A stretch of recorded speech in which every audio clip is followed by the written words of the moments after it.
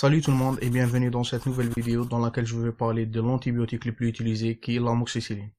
Donc avant de commencer, il faut savoir que l'amoxicilline est un antibiotique bactéricide de la famille des bêta-lactamines du groupe des aminopénicillines.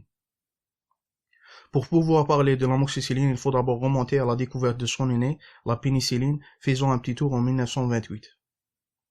À cette époque, on a certes de grosses lacunes en matière d'infection.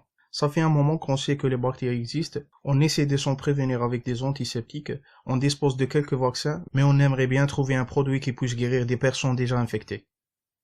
Et c'est justement dans cette optique Alexander Fleming fit pousser des bactéries sur des boîtes de putride dans son labo. Il utilise ces staphylocoques depuis un petit moment, mais ce qui va mettre un gros coup de boost à ses recherches, c'est le hasard.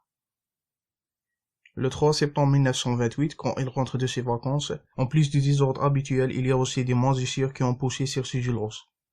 Une belle tache bien verdâtre qui a eu tout le temps de se développer pendant l'été. Alex constate qu'autour du champignon, il y a une zone où les bactéries n'ont pas poussé. Et donc il émet l'hypothèse qu'il y a une substance qui a été sécrétée et qui est capable d'empêcher les bactéries de se multiplier ou peut-être même les tuer. Après quelques recherches, il s'avère que les champignons mis en cause appartiennent au genre des pénicillions, et il en profite pour extraire la substance antibiotique, la pénicilline. Malheureusement, Fleming n'arrivera jamais à extraire la molécule pour potentiellement industrialiser sa production. Mais on a quand même l'un des plus beaux exemples de la découverte scientifique fortuite, et on appelle ce phénomène la sérendipité. Ce n'est qu'une douzaine d'années plus tard qu'un autre groupe de recherche va finalement parvenir à purifier convenablement la pénicilline.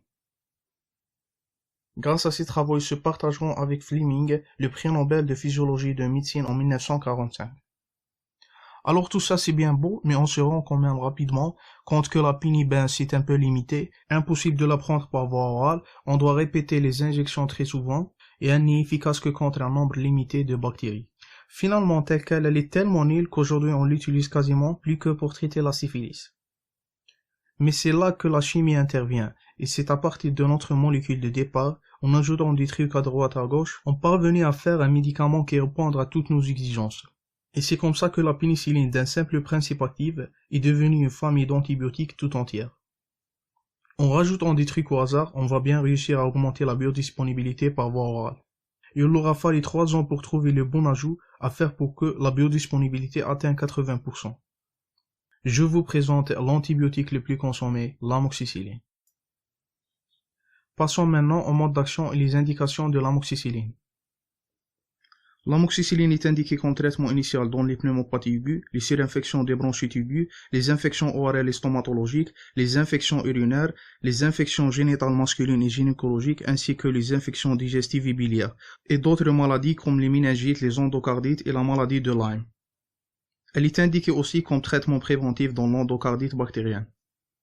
Elle peut être indiquée en association à un antibiotique ou un antisécrétoire pour l'éradication de l'Helicobacter pylori en cas de maladie ulcéreuse gastro-duodénale chez l'adulte.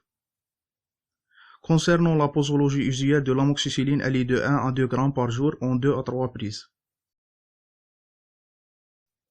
Voilà, on est arrivé à la fin de cette vidéo. N'oubliez pas de liker et s'abonner à la chaîne YouTube. À très bientôt.